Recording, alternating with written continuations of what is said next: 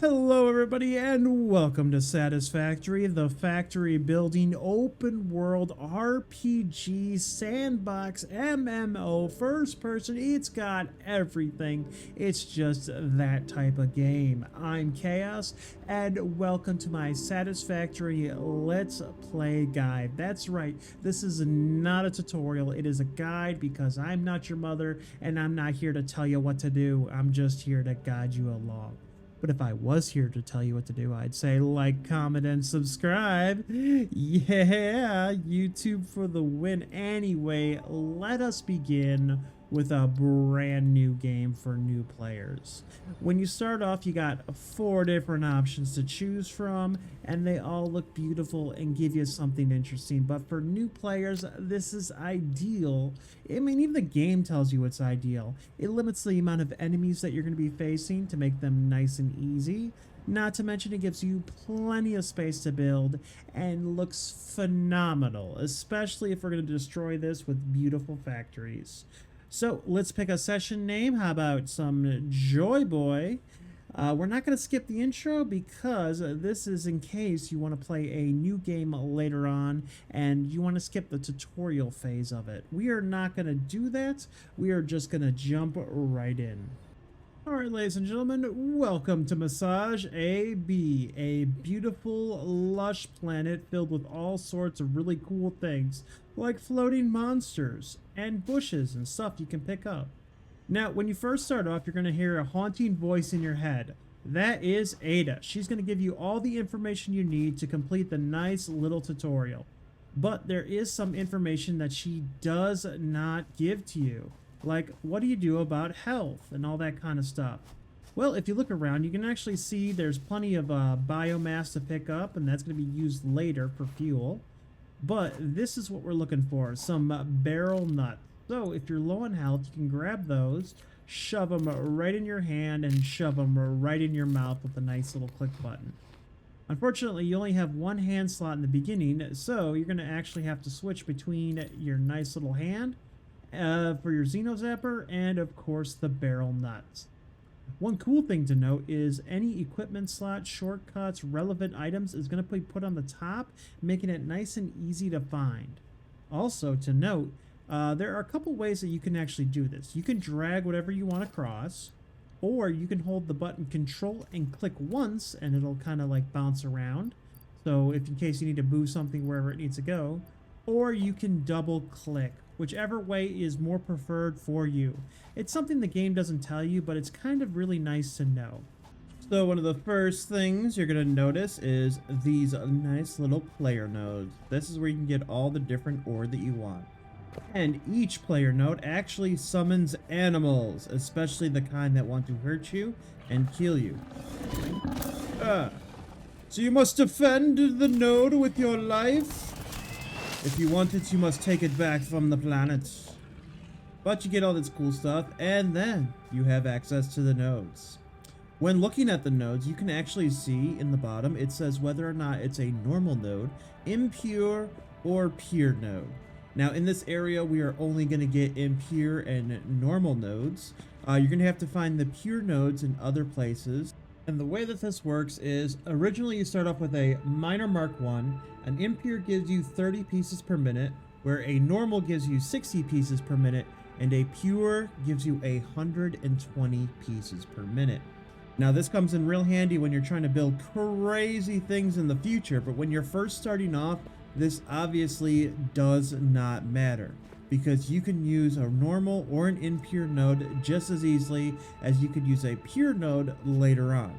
In fact, you might actually want to stick to some of the impure and the normal nodes and waste them off when you don't know what you're doing, and use the pure nodes later on when you want to build something impressive. Well, with all the environmental factors taken care of, it's time to start working on actually building a factory. So what you want to do is you want to press Q, go into your build menu, and you can basically choose anything that you want to build. So like a smelter, or one of the other ones will be the constructor.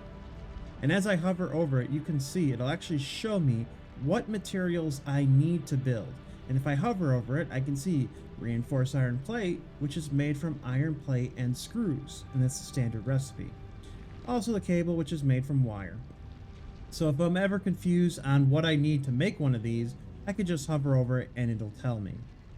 Then I just click the thing that I want to build, make sure it's not too close to another specific building, and then I can put it down. Now, what's going on right here is this is called hard clearance. Certain items, such as machinery, have hard clearance, where they can't touch anything else that has hard clearance. But items like conveyor belts do not have hard clearance. They have what's called soft clearance, which means they can basically go through whatever item they want. So if you want this to look janky as hell, you're more than welcome to do it. But with that being said, it's time to configure each machine. That's right, you actually have to go up to there and configure which machine you want to do what. So for the smelter, for example, I can choose copper ingots or iron ingots because these are the recipes that I have available. As I open up more recipes, more things will show up. And as you can see, this is the nice little display. Now this may look confusing at first, but it's actually simplified as best as it possibly can. You have on the right hand side the item that you're producing, copper ingot, and the left hand side you have what you need, copper ore. So 1 copper ingot to 1 copper ore. This machine produces 30 per minute, so it needs 30 per minute. It takes up 4 megawatts of power, 2 seconds to produce 1 item, and the efficiency right now is at 0% because it's not been on. And then of course it gives you a nice little icon right there. So as you can see, my relevant items shows that I have copper ore. So I could put a full stack of there, just right into there, and then if I give this power, it'll turn on. You know what? Let's give it power and see it go. And there we go, it's up and running. And if we take a look at the machine, you can actually see it is taking the copper ore and it's producing copper ingots. And because we put belts on here, it is actually moving it all the way over. Kind of cool. And as you can see, it'll just start producing it and it'll show you the efficiency rating pretty much right away. So that is the smelter, the easiest one to go. Now, as you notice, when you have not set a recipe, it will not let any item into there because it has to figure out what item is allowed. Now, if you look for this one, we can choose, let's say, wire. So as we can see, it gives us the same setup. So 2 wire for 1 copper ingot. So if I want to produce 30 wire per minute, I need 15 copper ingots per minute. So it's pretty easy. Then all I have to do, we'll get rid of this one, is grab my nice wire over here and hit power up to that, and voila, all the items start going into there. And we can see the copper ingot starts getting produced into wire. That is the basis of how to set up any real system. Is once you get these nice conveyor belts, is to set up the items one into the other, get everything powered, and it'll take care of itself. And you don't have to worry about it. But be careful that you put the wrong item on the belt because it'll never take the item in. Now you could just grab it off the belt, but you can't really grab too well on the one that's like the furthest one in. You just gotta get like that sweet spot just to get it out there. Sometimes it's easier just to delete the belt to grab everything. And when you delete a belt, it grabs everything that's on the belt. So that's pretty cool. So for this next part, I'm going to fly. And if you download mods, you can actually do this and you can fly around. Ha ha ha, perfect timing. Say hello to the nice lovely sound that you'll hear a bunch of times. See, these biomass burners need fuel. When you're not producing enough fuel, they kind of just shut down on you. And you're going to have to throw more fuel into the fire. Another key thing to note is whenever you throw fuel in there, it lets you know how much of that fuel is burned off per minute. Which means I put this lovely alien carcasses in there. That'll take 7.2 per minute, which means I need 7.2 of those to make this last for a whole minute of power. And it lets you know exactly what power you have. You have your capacity, the maximum amount you can produce. You have your consumption, how much you're actually taking away. You have your production, how much you're using, and max cons. Max cons is how much this whole entire line, everything that's hooked up to power, will use if it's running at 100%. So you might have consumption like right around here, but your max cons is like twice as high as that because not all the machines are running at 100% efficiency. And then another thing to note is if I throw in some other fuel, each fuel has its own burn type. So some things will burn longer and some things will burn shorter depending on what they are. Then I just reset the fuel and everything is back and running. Alright, so by the time you finish tier 0, you should know exactly how a smelter works, how a constructor works, how the miners work, how the biomass burner works, as well as know about your scanning, so you can actually scan for resources, which is the V button. You should know about your compass that is up top, so you know which direction, and you know exactly how it tells you where it's going, so this is 100 meters away, kind of stuff like that.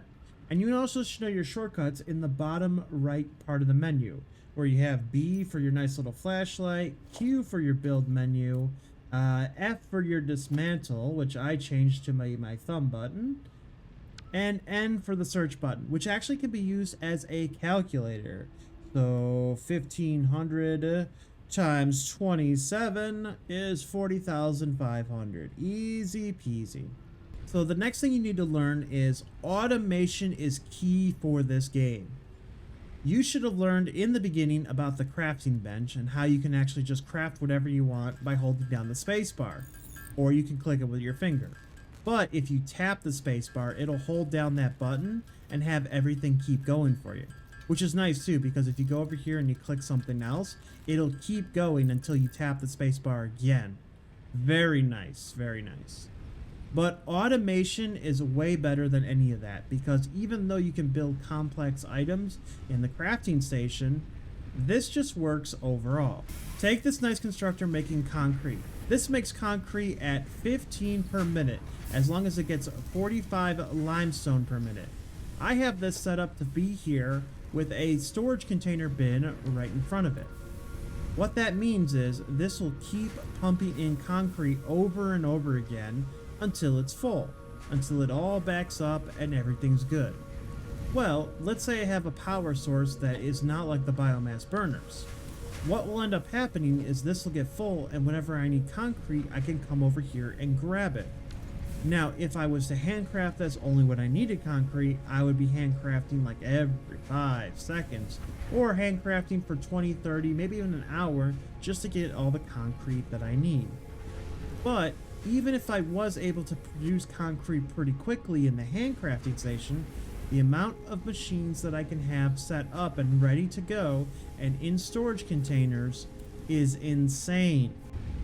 I could have every item being automatically done instead of manually have to do everything. So this is why automation is so important. And right here, what I have set up, this is perfect for tier 0. I have limestone coming out of a miner into here, making me concrete. I have copper coming down, being produced into ingots. The ingots are being made into wire, and then the wire is being made into cable. If I don't need cable, like 651, that's going to last me a while.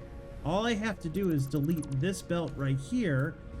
Now this storage container will start storing up wire, and then I can have plenty on hand for when I need it. The same thing with the screws and the iron rods. As you can see right here, I have 2 iron ones set up. Both of them are making iron ingots. This one is turning the iron ingots into rods, this one's turning into plates. Each one has a storage container, and then like the wire, I have one making iron rods into screws. 1700 screws right now. I guess I can delete that and hold it off, and there we go.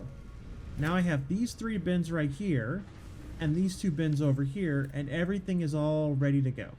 And as you can see, I'm using 2 biomass burners, and not the biomass burners on the hub. And the reason for that is if you look at the biomass burners, they produce 20 megawatts of power, whereas the ones that you build over here produce 30 megawatts of power. And they're not very expensive to build.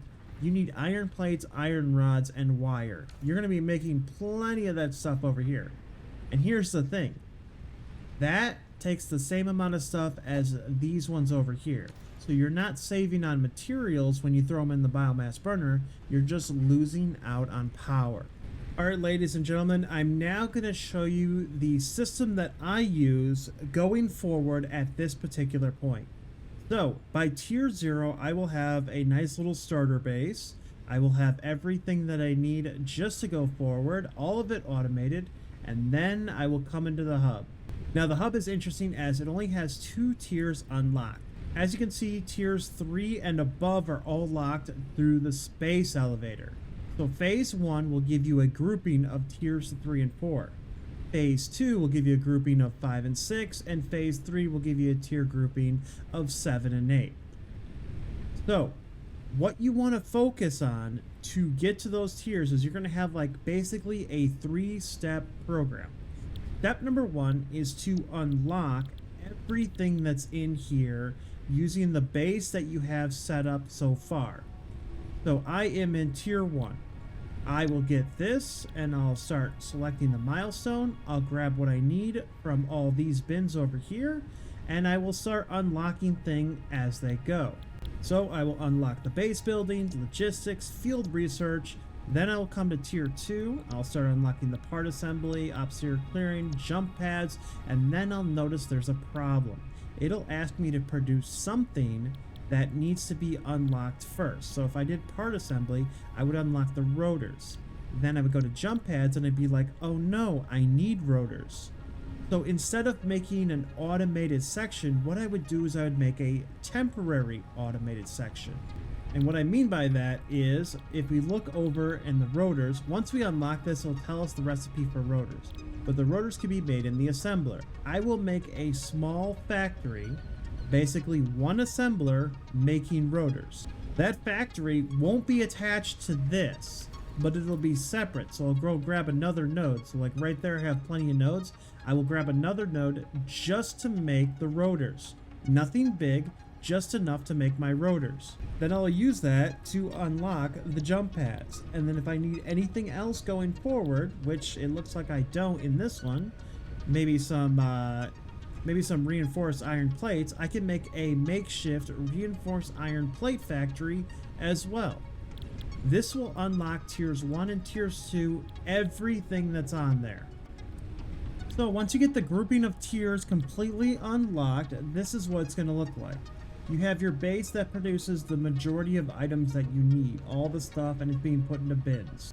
Then you'll have makeshift base producing any other items that you need, such as this one I have over here producing the reinforced iron plates, and I have one producing the rotors. So with all that said and done, what you want to do is you want to build the space elevator to see what you need for the next area. So let's grab material and build that.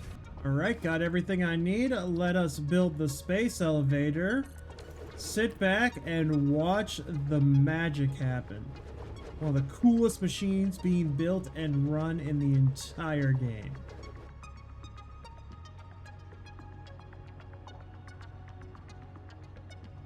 And there we go. So step number 2 is to figure out exactly what you need. 50 smart plating, and as you can see, the smart plating, it gives us the recipe as well in an assembler. So now that you know exactly what you need for the space elevator, it's time to plan out how you're going to get it. How can you manufacture exactly what you need? So smart plating, as we can see, needs reinforced iron plates and rotors, and it's going to make 2 per minute. Now this is the factory where you want to make sure that the numbers match up as best as possible. So let's say I want to make, I don't know, 5 smart plating. So I'm going to need 5 of these. So that's 10 reinforced iron plates and 10 rotors per minute. So we go into the rotor. If I want to make 10 of these per minute, divide that by 4. So that is going to be 2.5 machines. So 2.5 of these assemblers making rotors. So this 20 items per minute for the iron rods, I'm going to have to times that by 2.5. So 20 plus 20, that's 40, plus half of 20, which is 10. So that means I'll need 50 iron rods. Now it's really great to make these in a spreadsheet because it's so much easier. But when you're starting at the beginning, the numbers are kind of easy. And then of course, the other thing that I needed was reinforced iron plates, 10 per minute. So if I go into my reinforced iron plates, I produce 5. That would be only 2 machines. So that would mean I need 60 iron plates as well as 120 screws.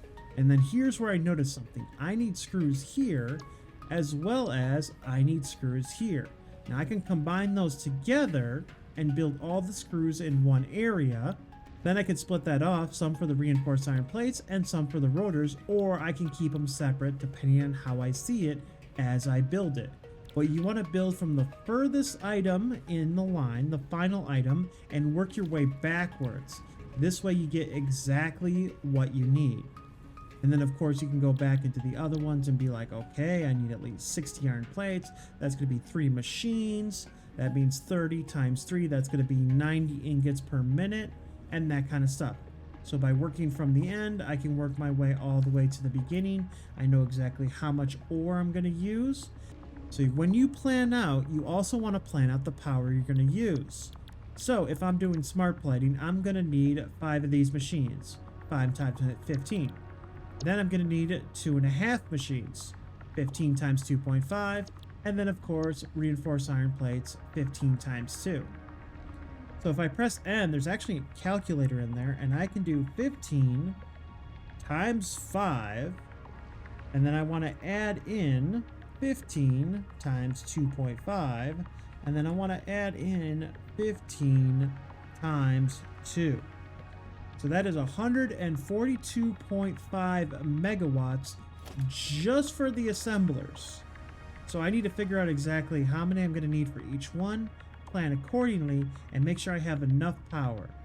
This is the fun part. This is where you start factoring in exactly how you want a makeshift building that is going to build you space elevator parts, and it'll build you everything else down the line that you need.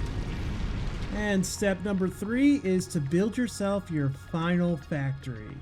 Once you have your plan going, you know exactly what you need to build for what you're going to do for your final, which, if you did the math correctly, you'll know exactly how many miners you'll need to do, as well as each individual item.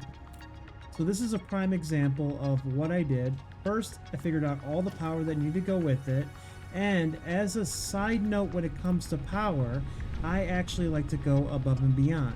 So I only need 314 megawatts of power if everything's up and running. So I went with 480. Not only will this help out and give me plenty of power in case I need to expand, but it'll also make everything easier in case this goes out. Because one of these things, especially with biomass burners, is this is for biomass per minute. But if this is not pulling 30 megawatts of power, that is even lower, which means it needs even less. So it's like actually putting in a storage unit for my power by going a little bit extra. Now it's up to you on how many assemblers you wanted to do for something like this and how much you want to produce. If you want to challenge yourself and go something big like this, you can. But when it comes to like the assemblers making the smart plating, you could literally take one assembler and go from there. You don't need to do something this big. It's completely up to you on how you want to do it. I just wanted to show you what, say, going above and beyond would actually look like. So once you get everything that you need, all you have to do is go in there, grab the smart plating, and then you can head over to your space elevator. Once you're at the space elevator, of course, just put the stuff in there, lock and load.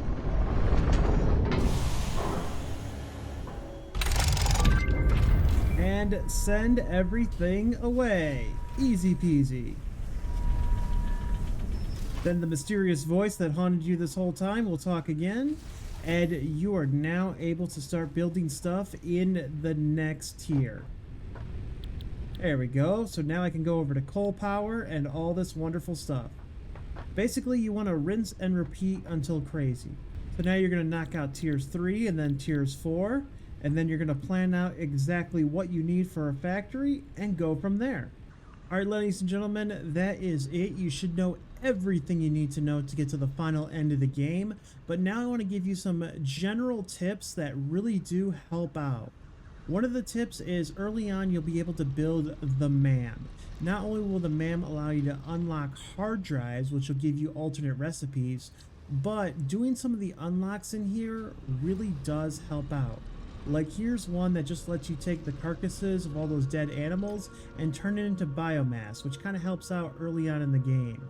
It also gives you equipment slots and inventory slots as well for killing animals, and you can unlock stuff like the rebar gun or ways to improve your health like the medical inhaler. Good things to note on there is like Caterium stuff that's going to be unlocked for rewards. So you can get stuff like the zip line, or where's the other one? Blade runners. These let you run around really quickly, and they're really easy to make early on in the game. Another good one is if you go down the quartz tree, you'll be able to unlock stuff like, where is it? Signal technologies and the map. That is a great thing to have on there, where you can actually press M and you can see the overall map of where you build and where you've been. This really helps out, especially early on. Another thing to note is if you made a nice little factory and you're waiting for everything to fill up, you can actually go exploring and looking for things all around the map.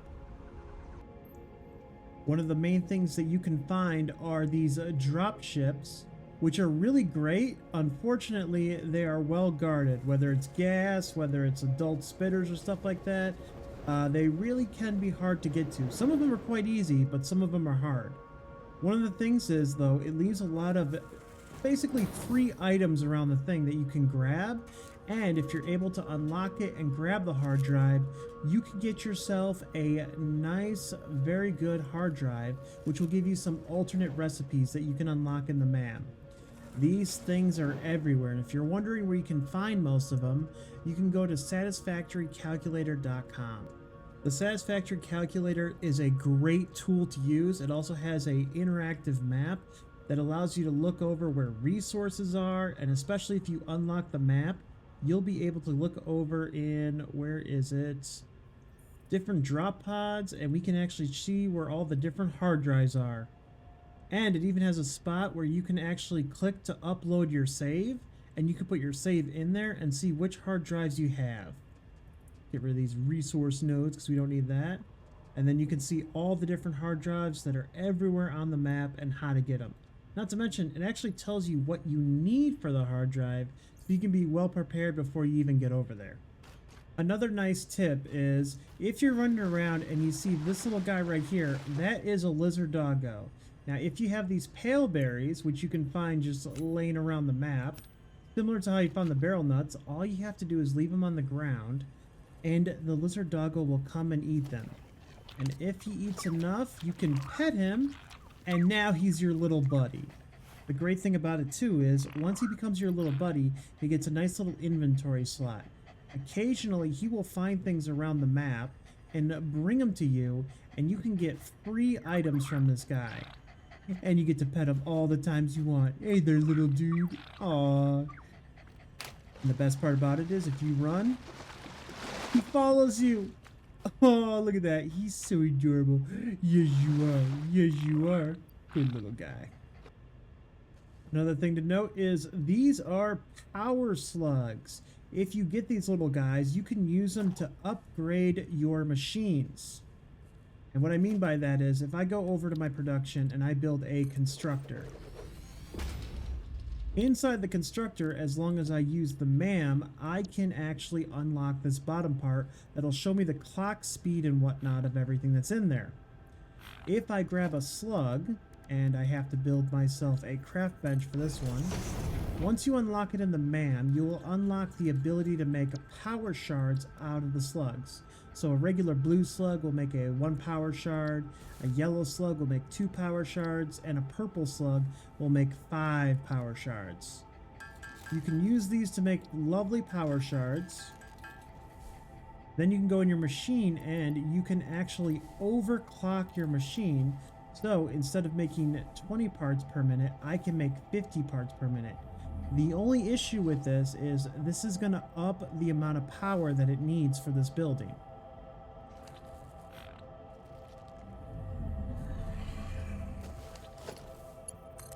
So if I hook this up to power, and let me throw some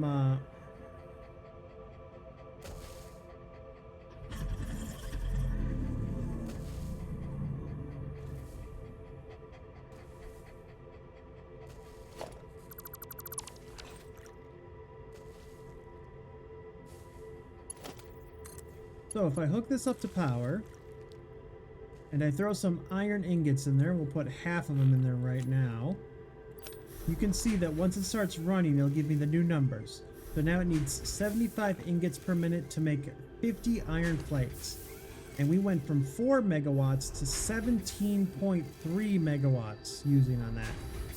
But this also works in reverse. So if I take out the power shards, I can actually lower this down. Let's say I only want, let's say 50%.